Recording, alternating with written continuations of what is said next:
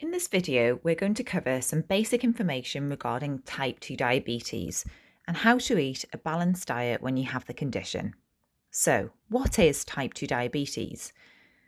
Type 2 diabetes is a serious condition where the insulin that your body creates in your pancreas can't work properly, or you may not be creating enough insulin. This means that you're unable to maintain a safe level of sugar in your blood. As you eat and drink, your body breaks down the sugars in carbohydrates and turns it into glucose. The pancreas then responds to this by releasing insulin. Because the insulin can't work properly, your blood sugar levels keep rising, and so more insulin is released. This puts lots of pressure on the pancreas and it can't keep up with the insulin demands of your body. Eventually, the pancreas makes less and less insulin and blood sugar levels continue to rise. Learning how to live with type 2 diabetes can be a challenge, but eating a balanced diet, moving more, and losing weight will all help you to control the symptoms and may even help you to put your condition into remission. So, what can you eat when you have type 2 diabetes? It can be overwhelming when you're first diagnosed, as you're often unsure about what you can and can't eat. People often wrongly assume that they have to totally cut out carbohydrates and fruit. And the answer is that you can eat the same as everybody else, but you do need to make sure that you're not having huge portions of carbohydrates. There's no such thing as a diabetic diet, and you don't need special diabetic foods. You do, however, need to make sure that you're eating a balanced diet if you want to make sure that your blood sugars are controlled. You don't need to cut sugar out of your diet completely, especially those sugars found in milk, fruit, and vegetables. However, limiting free sugars will help you to maintain a healthy blood sugar level, and it's better for your general health. So, what is a free sugar? This is any sugar added by you or the food manufacturer. So, things like honey, syrup, table sugar are all kinds of free sugars.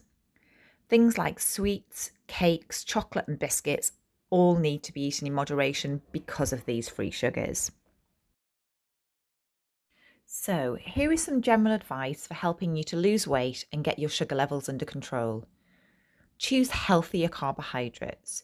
You need to eat the correct portions of carbs, as these foods have the greatest effect on your sugar levels, but you don't need to cut them out altogether, as this is an essential food group. Carbohydrates are your brain's preferred source of energy, so skipping them in meals can leave you tired, irritable, and hungry, in which case you're more likely to reach for those free sugar foods. Try to choose healthier carbs and keep an eye on your portion sizes. Examples of healthy carbs include whole grains like brown rice, brown bread, pasta, oats, whole grain cereals such as shredded wheat, Weetabix, things like quinoa, bulgur wheat, couscous. These whole grain versions all contain lots of fibre, so the sugar is broken down more slowly. Fibre is important because it stops your sugar levels rising too quickly after eating, and it also helps to keep your bowels healthy. You should try to limit low fibre carbs like white bread, pasta, and rice, along with processed cereals such as cornflakes, as these will cause a spike in sugar levels. Try to eat more fruits and vegetables. We often hear that people are given advice to cut out fruit when newly diagnosed with type 2 diabetes. This is totally unnecessary, as although fruit is sweet, the sugar is contained within the flesh, so your body processes it differently to free sugars. Fruit is full of vitamins, minerals, and that all-important fibre, so it's good for your overall health.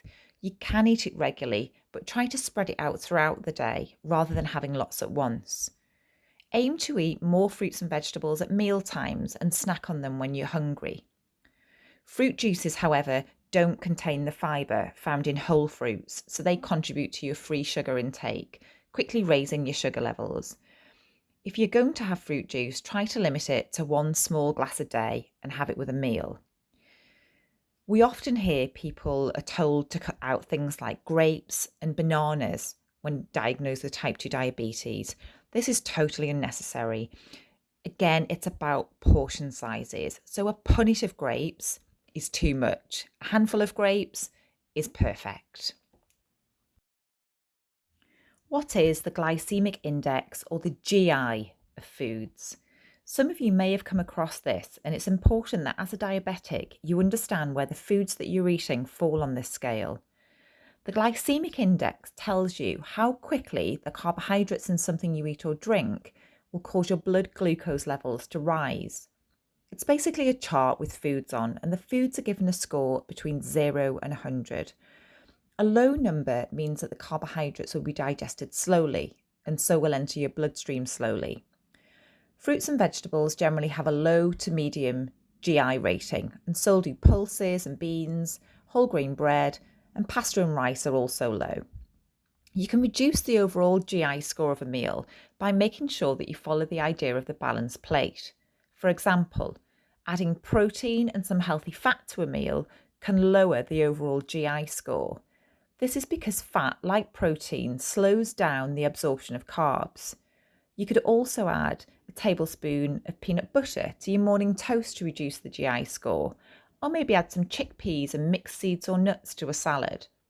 There are loads of examples of ways to add protein and healthy fats in your healthy eating guide. Making some food swaps to lower GI foods can also help. Maybe try swapping a scone for malt loaf, or your cornflakes for Weetabix or porridge. Regular exercise can also help to lower your blood glucose level, and it can help you to stay a healthy weight. When you're just getting started with exercise, you should try to aim for roughly 30 minutes a day. Try to find an activity that you enjoy, and you're much more likely to stick to it. And remember that all movement is good for both your mental and physical health. The most important message that we can give is the same one that we give to everybody, regardless of whether you've got type 2 diabetes or not. The only way to control blood sugars and lose weight in the long term is to eat a balanced diet containing a wide range of foods.